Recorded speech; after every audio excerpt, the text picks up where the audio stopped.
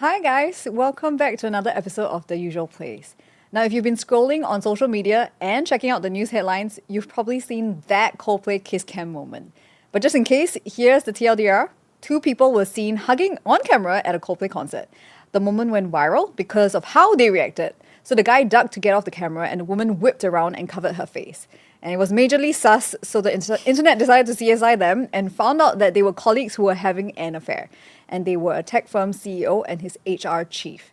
And then everything just escalated. You know, from the memes to the jokes and even fake public apologies, the internet community just kept going. Well, I guess I'm adding on to the conversation, but I do want to talk about what happens when private drama becomes a public spectacle. And to help me with that, I have three guests on The Usual Place today. So joining me is Pan Huyen, a millennial leadership coach. And Huyen, you have 14 years of corporate leadership experience. Yes, that's right. Thank you for coming on today. And next to you on the couch, we have Stephanie Phua, who, very, very long title. Okay, so you're the founder of marketing and branding collective Duo Studio. And you're also the co-founder of the Trampoline Club. And this is a platform which pushes for compassion, understanding, and mutual respect in conversations. Thank you. Which is something we'll get into in the conversation later. And of course, next to you on the couch, we have Dr. Sunny Johar, the Managing Director for Southeast Asia for digital experience agency KRDS. Welcome to the show, all of you. Thank you. I can't say guys, all women today on the couch. Yes. Yeah, so before we get into the questions, I want to tell those who are watching us live, if you have any questions that you would like these guests to answer, drop it in the comment section and it may get picked up. So I want to start with, what was the first thing that went through your minds when you saw that video? Mei Huyen, because you're closest to me, you want to tell me what you thought? I think initially when I saw the video, I was like, oh, this is spicy. Spicy, okay. Because? Because it's, Coldplay actually called them out, right? It's like, you're either having an affair or you're really shy. You're really shy. Yeah. It's just so obvious. But then later on when I noticed, when I read that it was the CEO and the HR, my corporate brain went nuts. I was like, oh my gosh, their PR team is gonna have a field day. Everybody's like, I gotta work on the weekend to deal with this. Yeah, and what is this corporate craziness? Like, it's insane. Two of the biggest decision makers. Yeah. Steph, what was your take? So the first time I saw it was, I think, on a mothership post, which already added the context that who they were, what they were doing, and then seeing the visceral reaction to being caught on camera. Obviously, it's very entertaining, right? They're like, oh, I love you, Dovey. And then suddenly they realize what's happening, and then whoosh, it's just dramatic exit, which makes for good narrative fodder. But again, my corporate brain is also like, it's like watching a car crash in slow motion, right? You just want to keep watching, but you know something bad is going to happen. Like, we deal with comms, so we know the crisis comms and the management unfolding, right, that's going to happen after this. And it's so personal, it's so intimate, plus their families involved. Yep. So while it's really entertaining, I can't deny that, there are very serious implications that come with it that make me feel a bit guilty of being excited to watch it. Yeah. Okay, Steph, we'll get into your guilt in a bit, but I want to get Sunny's comments about your take on what you thought the video was about. So actually, when I first saw it, I saw first a reaction video from one of the employees who was like, I woke up today to find my CEO and HR having an affair. So I already kind of had the context and I was like, this is strange. And then the next 10 posts were just this. And then I managed to put two and two together. But already the comment sections were very anti-CEO, anti-leader, anti-HR, talking about how corporations are a joke. And generally, the sentiment we always tend to see in these kind of situations is very specific to the people. But here I felt it was like very specific to their positions rather than the people itself. And almost nobody was really talking about the fact that it was an affair in the beginning, but more about who was having the affair, which I thought was interesting. It's a tech CEO and his Correct, chief, yeah. Right? Okay. Well, I was thinking when I was watching it, why did they react so slowly? Because they were on the camera and then they were like hugging for like very long in like, social media seconds. I was like, okay, what do you take so long to like figure out that they were on camera? But okay, that's just me. I assume they didn't know. They were just in the moment and they're like, oh, it's me. And then it's like, oh, reaction no. time. Probably watching Coldplay and then suddenly like, Yeah. I'm on Camera. Yeah. Well, if they had not reacted so dramatically, because it was just like a pulling Yeah. away, right? And then the guy is ducking and she's covering her face. If they did not react so dramatically, would it have been an issue? Do you think? I don't think so. I think people would have just moved past it. I did see like people on TikTok, they were commenting about how they saw other people they knew on kiss cams at sporting events. And someone actually had a video about how he saw 2 teachers at his school doing this. And the next day, one of the teachers denied it so calmly. He was like, oh, I wish I had been there, but sadly I was looking after my kid and my wife. And he never thought anything of it. So I think if they had just been very chill, they could have gotten away with it. It was more the fact that when they reacted like this and they were called out, right? And it was like either they're very shy or they're having an affair. Suddenly everybody was watching and it became a viral moment. Yeah, and it was interesting because they're so complacent. You know, being there and having that affair, public affair, being there and hugging and everything, there's like zero secrecy, so complacent about it. But when they're on in spotlight, just sudden boosts, like suddenly cowards. Yeah, so that reaction tells everyone so much. Yeah, so I actually don't think it will go as viral. Yeah, if not for that. Not for that, right? Yeah. So do you think social media, because you guys work in the social media digital space in different capacities, right? Do you think social media made this moment worse for everybody involved? And it's not just the 2 of them, but also their families, their employees, and their colleagues. What do you think? Yeah, maybe Steph, because you run your own agency, right? 100%. I think we are definitely in an age where you can't really hide from anyone anymore. Everyone's armed with like now the smartphone cams, very high resolution, can shoot in RAW. So yeah, there is definitely a risk of being documented anywhere that you go. The virality definitely helped to spread things, right? So like you rightfully mentioned, it was very entertaining just the way they reacted. And I think shame and guilt, unfortunately, is great fodder for gossip, for people to be talking and projecting. Yeah. Like you said, if they got issues with their own CEOs, their own HR, that's something they want to just put into the conversation, using this as a trigger, down to judging. I think the way people react to things tells you a lot about themselves.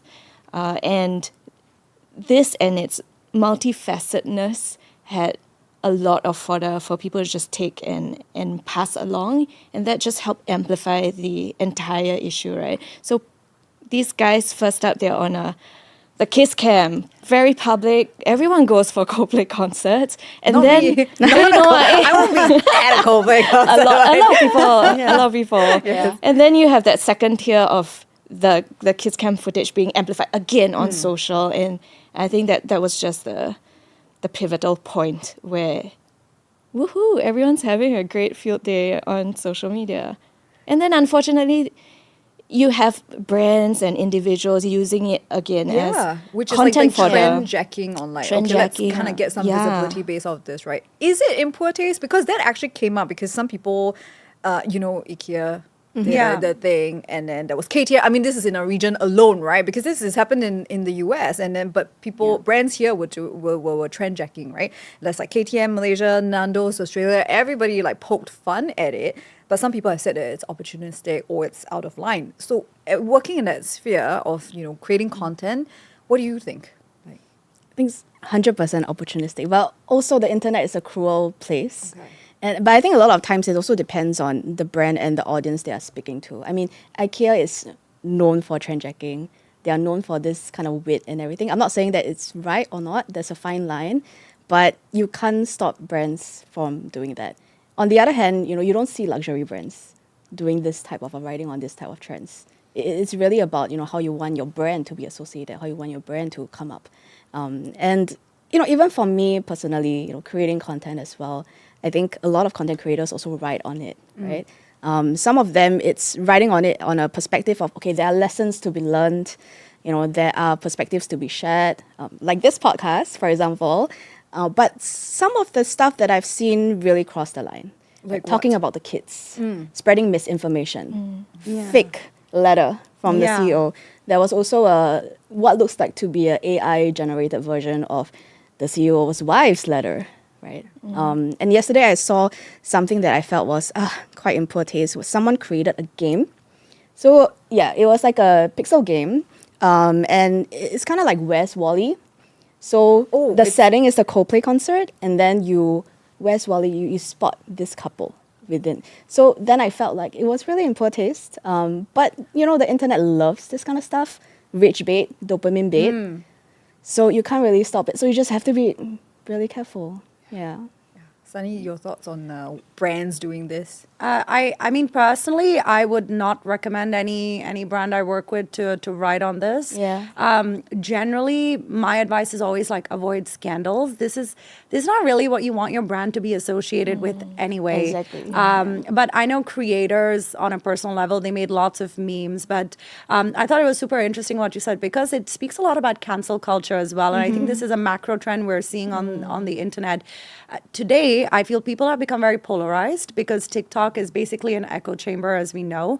They're not able to hold nuanced views. Like somebody makes one mistake and that's it, they're over, they're done for, their career is gone from there on, they're cancelled. Yeah. It's really unfortunate. I think it is very extreme. So even generally, even if it wasn't this kind of situation where it's a scandal and all of that, anything to do with cancel culture, I usually avoid commenting on it with my brands. And I tell them to just stay away from it. It's not a good idea. It's not a good look for anybody, I feel.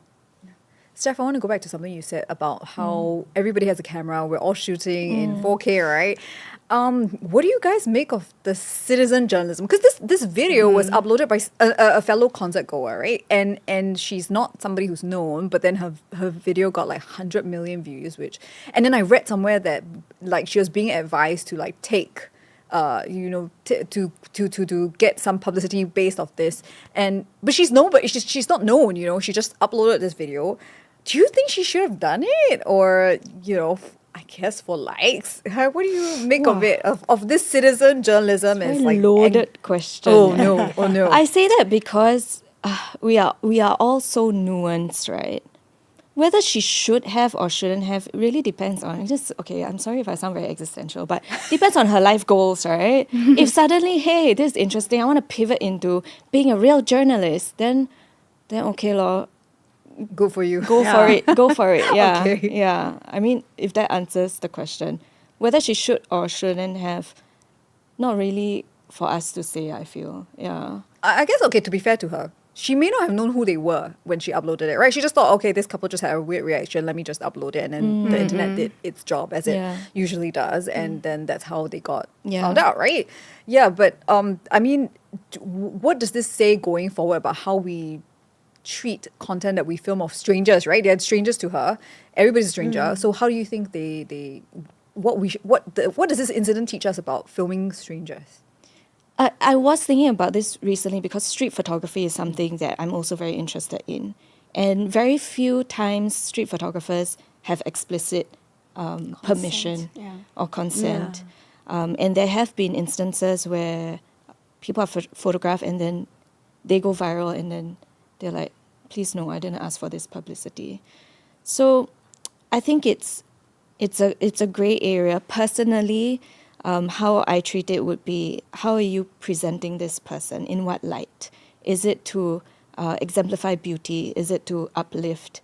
Then I think it's acceptable, okay. Best if you can ask for, hey, I took this photo, I think you look great, I would love to post it, or whatever it is. In such a circumstance, I would have erred on caution because of the implications, right? And back to the morality of it, yes, you are uncovering something that wasn't great, but also that the part that I'm a bit more cautious about is the implications on the unnamed family members. Yep. Right? On a corporate level, sure, honestly, it's a bit easier to settle. This guy clearly doesn't exemplify the same values as his company, and so it's not a right fit anymore. But down to a family systems unit, it's a bit more nuanced than that. And these people didn't have a say about timing. They didn't have, probably didn't even know that was happening. And I think a bit more care and compassion needs to be considered around those systems. nowadays I think too easy to name and shame. I mean, there are a lot of journalistic platforms suddenly like that reward citizen journalism, that picks up something that is fast and quick and interesting for the average audience. Actually, we're just all very capable, right? We- It's like we just Yeah, like of course. feed on And we are this so like quick to judge. I don't Quick mind. judge, I was gonna say I Yes. don't mind the capo-ness. It's good to be aware of what's Yeah. happening around you, but it's the judgment that I sit very uncomfortably with, and it gets to a point where I feel sometimes a bit disheartened about the world because I'm like, wow, it's so easy. It's so easy to call them names. It's so easy to point fingers, and the fact that so many of these false accusations, from the letters to Yeah. who was there with them, the accusations that yes, a colleague yeah. was there, Misinformation, to this yeah. video of like the daughter posting herself on a ship, which is also fake. The fact that those can also go viral, nobody is fact checking, really says a lot about our society now. lah. It's a bit scary. Honestly, I find it a bit scary. 'Cause- Black Mirror already. Because citizen journalism, there's no censorship, there's no governance Yes. at all. Or It's just kind of left fact-checking to even, yeah, yeah. exactly. So I felt a little bit guilty initially. We were talking about. I was just telling Steph because I've had friends who were the victims of adultery, right? And I think while everyone is having fun and joking about it, sometimes people do no harm. Like their intention is not to spread misinformation, but they're just having a dopamine hit, like I was saying. And then I saw some posts, close friend posts from some of these friends saying that, well, it actually triggers their past trauma about, something like that being seen by other people and they're the last ones to know, so on and so forth. We don't really think about that. we don't think about the other person on the other end of the line, right? And it's not just that other person, but it's how this situation projects with people who have had past traumas of like adultery and family problems and etc. To be honest, like I didn't even think about that until I saw that. So I felt a little bit guilty myself. Yeah. I think the weird part about this, so the fake notes and everything was like, all right, okay, people are just on a different level now, right? Every day someone does something new. Yeah. But the one that didn't sit well with me is that people wrote to the CEO, his name is Andy, right? Andy Byron's wife, to tell her, like they wrote to her, like, why do you need to write to her? Like she knows that her husband is now having, because she found out with the rest of us. Yeah. But it was weird that, people thought it was okay to... People do that though. I'm sure you guys have seen those TikToks where it's like a girl will be like looking into the camera and she's like, oh, if you're so-and-so and your partner or whatever is so-and-so and he's here with these Right. people, Oh, dear. he's having an affair. I mean, it's none of your business. Half of these people, either they're virtue signaling or they're doing it for just likes and engagement bait. I don't know that they genuinely care about this person. They don't know what damage they're causing. You don't even know if they got the full context or story right because they're hearing a snippet of a conversation. So this vigilantism on TikTok, I think it's kind of gotten out of hand.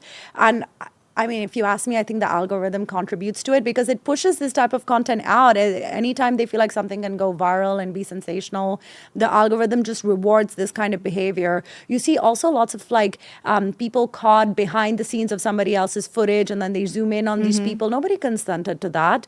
I can only imagine, like, let's say I'm walking and I fell down and somebody captured it. I'm sure it's funny for you, but I'm mortified. I don't want everybody to see that. But sadly, this is what goes viral today. Yeah, that kind of reminds me of one of the things that sometimes women do when they're dating someone new and then they're in the person's house and they're like, whose boyfriend is this? Like, is this anybody's boyfriend? Because they want to, like, we've come down to a point where we don't trust Wait, people. that happens. Yeah, Yeah, so they take a video of the apartment and they're like, before I get serious, That's does anyone right. claim this man? Yes, Wow. yes, that is the exact term. Does Yeah. everyone claim it? So it's a bit Yeah. like, oh, you're showing someone's house and then you're going through his stuff and you're showing it to everybody. And it's just like, okay, I mean, I see that they're trying to protect themselves. And one part of me is like, okay, I can understand this. I guess. 'Cause- Yeah, but then yeah. another part is like, whoa, this is a bit like Way too trespassing. intrusive. Much, Yeah, it's too intrusive. But I also want to get, well, we were talking a little bit about the leadership portion of it. So I want to get into it. Would this story have mattered if it wasn't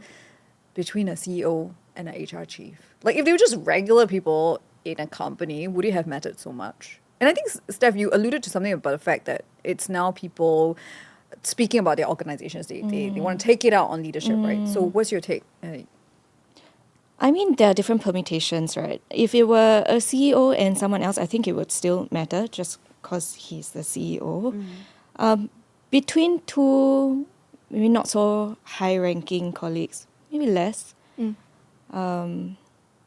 But generally, I think the trigger point was really just the way they reacted on screen, the entire narrative. Chris Martin, that's his name, right? Yeah. The Coldplay frontman? Yeah. Chris Martin announcing it, it just played out a little bit too poetically to ignore. So I just with the way it played out, I think anyway it would have gotten attention. The fact that it's an affair, but yes, the fact that it was like two head honchos having an affair, definitely there's a lot more gravitas to it. There are a lot more serious implications, just because of the system, right? You would expect that two people on a directorship level would first off been given those roles because of responsibility, capacity, values alignment with the organization. So I would say there's a lot more expectations based on people like that. I also think that in today's world, unfortunately, a lot of people fall short from those expectations, and therefore they became easy for the the expectations are probably, doesn't sound good, but like lower on normal employees who are not in holding leadership, such yeah. high levels of decision-making power. I also think it hits different circles, right? Because if it were just two juniors or just like a CEO and like, I don't know, an intern, like these are stories that we have heard through and through. So it might hit social media, like your personal social media circles, but it may not hit like LinkedIn or the business circle, the corporate circle as much.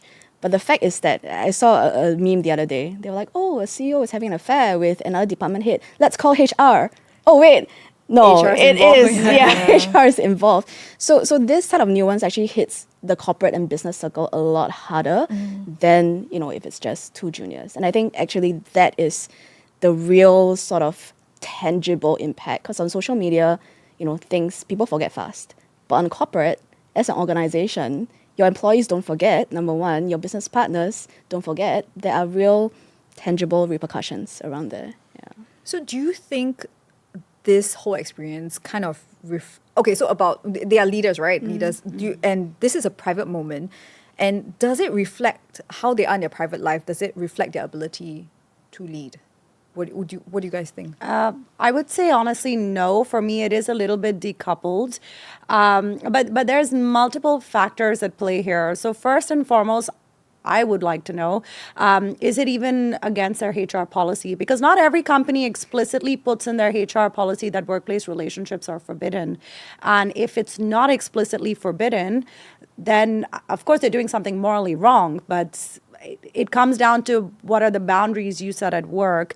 The other thing is, like, of course, because she is HR. So I think that is where it's a little bit complicated. And sometimes CEOs do have like moral character clauses, which is fairly normal. Of course, in a fair flats that, but I feel like these days, these things come out more. Do I feel like people are more adulterous now? Suddenly, probably not. I think it's always been happening. It's just we didn't know about it. And companies have been running for years and years. So I do feel like behind every leader, there will be also disgruntled employees that will have something or the other to say. What struck me the most was there were lots of employees, actually, because I somehow saw the employee's perspective first before anything else. And lots of people are talking about the CEO, Andy, and the other companies he worked for, and stock options and things like that. I mean, the affair has nothing to do with the other things. So I do feel like there should be some decoupling in the two. I have a different take though. Okay, go for it. I think I'm very traditionalist and maybe very Singaporean in this sense. But I feel how you act, again, in your family system or in the most intimate circles is a reflection on how you would also act in larger structures, right? Internally, it's the same moral compass. So to me, if you can step out of your contract with your wife and have an affair and want to do it behind her back, you can do the same thing. You're capable of doing the same thing in a corporate setting. Yeah. And I think the interesting thing is some people picked up on the fact that Andy, the CEO, Yeah. ducked when Yeah. the moment where he Yeah. was like, oh, Yeah. he saved himself first in that Right, sense, yeah. right? Where's the man in Yeah. that situation? That was terrible behavior, Yeah. honestly. He wasn't even trying to protect them. Yeah. He was trying to... Self-preservation. She was left cold. I know. Trying to hide her face. Yeah. Cold at Coldplay. Yeah. Oh, burn. So I actually agree a bit more with Steph because I think there's a lot of nuance to this, and who is actually in question actually matters so much. And I think in this case, being a CEO and being in an adulterous affair and, breaking the contract that you had with who is supposedly the most important person in your life. That says something about him, I think, number one. But at the same time, being in an affair and involving another department head, this questioned the entire system of meritocracy. How are people being judged? How are people being appraised in the company? It just breaks the values that a company stand for. And I think as a leader, as a CEO, that is actually something that you should embody, whatever your company stands for. You can't break away from that. Yeah. So that is the reality. That's the burden that the leader has to bear. Correct. Yeah. Yeah, that's very true. Actually, I feel like it would have been different if she was not HR, or it would have been different if she didn't work at Astronomer. If he was just having an affair, I don't think people would have reacted like this. So I actually agree. The workplace, the conflict. I mean, I guess you could see it both ways. If she was like way more junior to him, that would be a question of like, did he take advantage or so on. Yeah, at least it exactly. kind of at the same level. But the fact that I also wondered if she was, let's say, CTO, would we react like this? Like if they're both high-ranking executives, but they're just, she's not HR, would we also have the same issues? Well, in a couple of days, this will all blow over for the rest of us. Maybe not for Andy and Kristen, who's the HR chief, right? But from your perspective, working with leadership executives, what would you say to them, or any individual actually who becomes the center of a viral scandal overnight? Like, what should their first move be? We need to crisis comms this a bit. Like, what should they do? Because I feel like the narrative, people were waiting for Andy, the CEO, to speak out, and then they were looking for the wife, and then they were looking for like Kristen, like why didn't Kristen get fired? Well, he did in the end. Well, he resigned, right? So yeah. So in any case, what do you think people's first move should be? Should they find themselves like part of a viral video? Because it happens here too. Yeah. Any thoughts? From the professional, I'll just like delete everything and just leave the country. Like I'll disappear in like Bangkok or something and never come back. Honestly, that's I might do that too. Yeah, that's not a bad plan, honestly, because It's not a bad plan, all right. okay, the first thing we generally tell people when they're having a crisis is say nothing. And don't react immediately first. Just kind of gather yourself. But the second thing is like you can't take like a year to react to something like this. So there's a sweet spot in terms of timing. And the most important is responding to it with authenticity, taking accountability. Let's face it, what he did, it's wrong on every level. It's wrong on a moral level to his marriage. It's wrong on a company level because this is his head of HR, but also she is also wrong. And I feel not enough people are talking about this. She is the head of HR. It's her job to potentially not let these things happen. Again, it depends on HR policy. But in this kind of situation, especially because it's so linked to work, I would say the first thing to do is to get everybody together in a war room and actually just discuss these things and see what is the most authentic, accountable statement you can put out. I actually do feel like what Astronomer did makes sense. They didn't sort of necessarily vilify the parties involved, and they did highlight how it doesn't reflect with their values, which I think is the most important thing. And in this kind of scenario, honestly, sometimes the less you say, the better. Yeah. Well, as a person who's not involved in comms, right? So I wanted to get the thinking behind it. Why say nothing? Because in this day of information and like urgency and people want like answers now, is why saying nothing the best thing that anyone, not just a company, can do till they figure it out? Yeah. I think leaders, first and foremost, are humans. So when a situation is happening, the leader is also probably in some level of shock, anger, emotion. And your first reaction may not be the reaction you feel 6 hours from now, 12 hours from now. So lashing out, for instance, is not the right thing to do. If, for instance, he had made a statement, something along the lines of this is not correct what happened to me, or like trying to play victim in this situation, even though to some extent, yeah, what happened is so unfortunate. But if he said something like that, it may not be well received. And this is clearly an issue that goes beyond him. So he cannot react as an individual. And unfortunately, leaders don't have that luxury. You have to react also on the basis of your company. You are at a concert with your head of HR. It's not a normal affair. You could have an affair with anybody in the world and you picked your head of HR. This is obviously something you need to respect your company. You need to call a company meeting and give one response. So sometimes saying nothing in the beginning, so maybe the first 12, 24 hours, is the best thing to do, because you have to take aligned action from here on. I think it's a lot more about buying time. Right? Yeah. Now, in this season, as a consultant, I work more with individuals, and it's definitely that. My first reaction would really be to check in with the individual. Where are they at in terms of mind space? Likely that you will definitely face a fight or flight moment, and how resilient is this person, or how much capacity does this person have to be able to bounce back quickly, to get back into his rational brain? And I think that differs from individual to individual. It doesn't mean you are C-suite means you have this flexibility or maturity or rebound ability.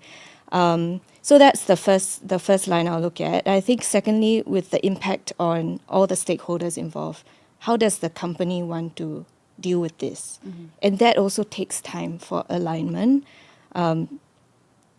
Typically when there are more stakeholders involved, there's more discussions that need to be had. And I think at the end of it, it's also like, what does this person want to do at the end of the day? What's the objective of the comms, right?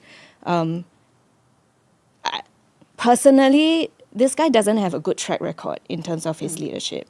And evidence is also in like how many ex-employees he had that are so quick to like, oh my gosh, make this videos. guy, exactly. I bought like 50,000 of the Yeah. stock and Yeah. it went bust. So personally also I would ask him, do you still want to be in a position of leadership? Because if you do, then actually these are the fundamental changes you kind of need to be aware of and make in your leadership style, because it seems to be affecting your reputation and employability probably in the future.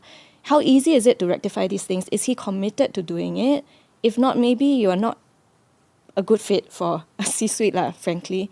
And I think then all these real implications can roll into what then should be the strategy. If he's staying, it's going to be one strategy. If he's deciding, maybe it's time I relook my life. Yeah. Hopefully, I feel, this guy. Can any of them, or they're going to move forward from this, right, in some way or form. And this will happen to people. They'll get caught for their affairs in the workplaces, and there are people who are doing it just don't get caught on a jumbotron, right? So how do you think people who are in this situation can recover professionally? Can they recover professionally at all? Because this guy had to delete his LinkedIn. Yeah. And so how can people recover from this professionally? I don't career, think you... career I think, big sis. yeah, you Maybe can. want to chime in there. Yeah. So may I just add a little bit of course, more, yes, go more ahead. to the previous discussion as well? I think as someone who has managed like PR departments in-house, I think essentially at the point in time where you did your own internal due diligence, buy time, do your due diligence and figure out, actually, is this true or not? I think that's the first thing. That's AI. These days, what you see on the internet may not be true. So the first thing is due diligence. Is this true or not? At the end of the day, if the other person really does someone that's really damning, to be honest, as a corporation, the priority is the business, is the corporation. Oh, that's very cold. This whole situation is just cold. It's Yeah, true, Yeah, but of course, on the flip side, if the other person actually has their own story, own set of story, the corporation protects the person. So I think it really depends on that. And secondly is, less about, the worst thing that can happen is not saying anything. The worst thing that can happen is if multiple parties say different things within your organization or within your different spokespeople. So then the time is needed to actually align on one single message that, actually brings it out, which I think Astronomer actually did pretty well. Yeah. And they brought in very quickly the interim CEO, which is the CTO, to come in and say something. Yeah. But in terms of recovery, it takes time. We have seen people recover before. It takes years. And sometimes, it depends on their own sort of networks, right? Someone who is being empowered and feel like he's being empowered to do something like that also makes me wonder who he gets in bed with in business. So maybe he may not be in the public, eye. He may not be a prolific CEO of another company, but after a potential change in his personal life, who knows? Maybe he'll do something else, but maybe on a down low. I feel like, it's possible, but again, it's being authentic. Is this what you want? If this is what you want, then, you need to put steps in to actually have self-recovery. He needs a whole rehabilitation. Rehabilitation, image, right? Exactly. But first, the question is that what he wants? Yeah. Yeah. Sunny, Steph?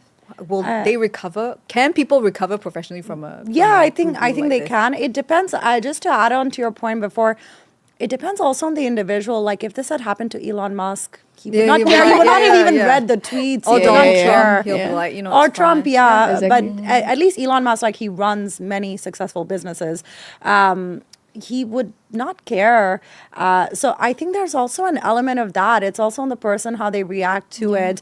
There are some people you can say whatever it is you want about them. And I would be very surprised if he even scrolled through TikTok long enough to see all the memes.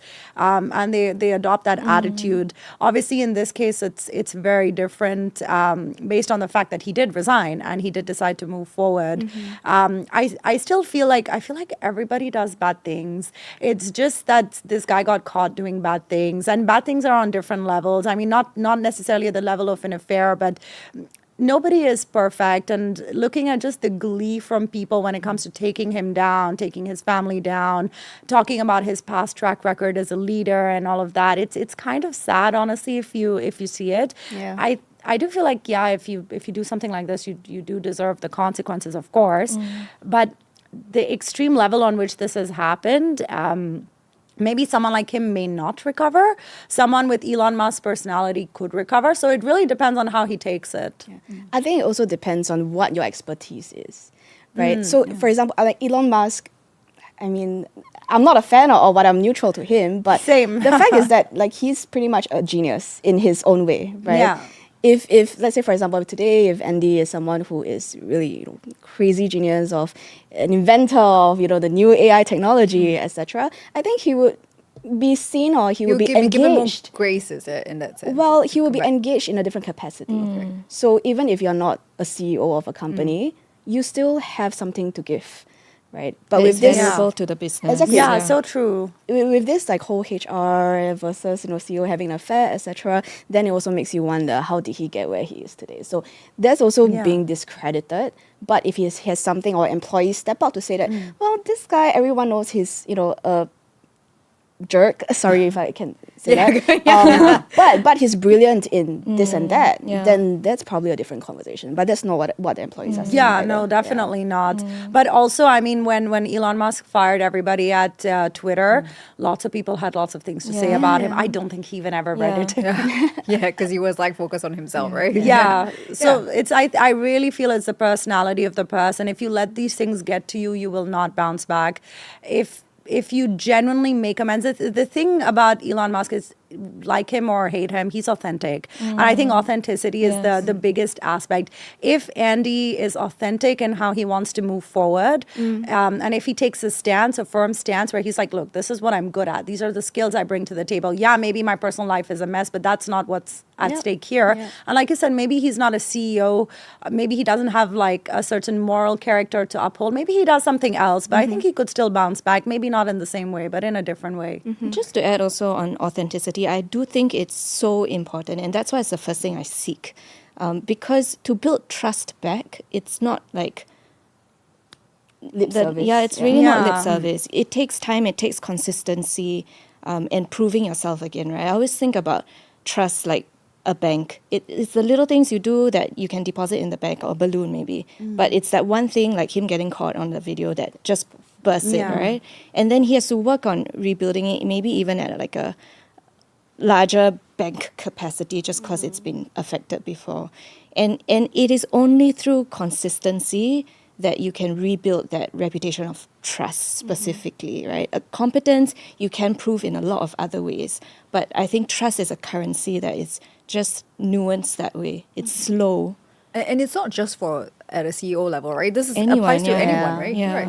So I just want to end off on this question quickly. Like, so you mentioned the interim CEO. So there is a new CEO in place at Astronomer, and the interim CEO wrote on LinkedIn that because of this scandal, like this company is now a household name. Everybody around the world knows what Astronomer. I don't know if people know what it actually does, but use like Astronomer data firm. We know what happened with it.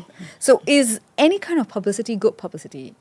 Is that because it's whole bad publicity for them? Is it still a good thing from a brand point of view? Oh, okay. Wait a second. No, yeah. So there's this old saying, right? Like Yes. publicity is all. Any there's no bad publicity is good publicity, right? Exactly. Yeah. So does it still hold in this time? I honestly don't believe so. I think it's a trust thing. Like these days, people value trust. So if you break that trust, whether it's a business or personal, it does take time to build it back. I think yes. Firstly, I don't know how he defined household name, because for me, I define it as, a trusted brand that people understands and they actually feel connected to. But then, of course, we didn't know Astronomer before all of this. Yeah, and never knew what this company and was. now you say Hot Astronomer, horoscope thing. Yeah, oh my gosh, yeah, me too. Exactly. So yes, people know it, but it's short term. It's like short term awareness. Do you really have the sort of long term trust? I think probably not yet. Yeah, that's a good point, because when the next scandal hits or the next, internet meltdown happens, then it'll be like Astronomer exactly. who? Exactly. Yeah. Yeah. It's honestly, I kind of see it the other way. I liked the action they took. And I liked the fact that they did not hesitate to remove him. So I actually have a better impression. I mean, of course, there was some crazy stuff happening there with the head of HR having an affair with the CEO. Of course, there was something very wrong with the culture, but you can see that the general view was that they want to fix it right away. They didn't excuse it. They didn't let him stay on. I don't know what happened to her though. Is she still at Astronomer? I think so. I mean, the last I read, she was not fired or not asked. Yeah, I mean, this for me calls into some serious question, because she is the head of HR. Like, these are two people who clearly should know better. But they took some action. So I feel like it's not that bad of a thing. I don't know. I mean, I don't think I would have considered ever working at a place like Astronomer before, because I just wouldn't know who they are. At least now we kind of know who they are. In a few years, people might forget about this. I feel like all companies at some point have scandals, big or small, but I think everybody has something. Steph, I want to have you have the last word actually, Oh, because you run this trampoline club, right? Yeah. Which you co-founded, and it's about having a space safe space on the internet. Yeah. So what in a one line, what would you tell? Okay, I won't limit you to one line. Okay, well, what would you tell people based on this, whole scandal about how we should be on the internet? Trying to condense into Okay, no need one line. It's just tell me what you think people should take from this episode. Okay, so I think it's definitely easier to react quick and have a laugh about it, or have an opinion about it. But I would hope that we learn to react with compassion instead. It could still be entertaining, yes, but then the way that we are commenting makes the difference. And it's in the small nuances, how we word things. Actually, yeah, on the social media space, it's mostly that, how we word things, how we help our friends and our own social circles frame a certain situation. So, okay, in a nutshell, in one sentence, let's just be more compassionate, please. Be kind. Yeah, we are, especially in Singapore, we are such a small country. If humans are our only resource, we need to be able to hold space for each other, and even strangers included. Yeah. Very well said. You did it in one line. Yes. Well, on that note, thank you very much for having this conversation with me and for being here at lunch. I'm gonna let you go. Well, and thank you for being here with me today. That's it from The Usual Place. And if you're watching us on YouTube, don't forget to like, subscribe, and hit the notification bell so that you won't miss the next episode. And if you have thoughts on what we just spoke about, drop a comment on YouTube or talk to me on Instagram at The Usual Place Podcast. I'll see you next week on Thursday.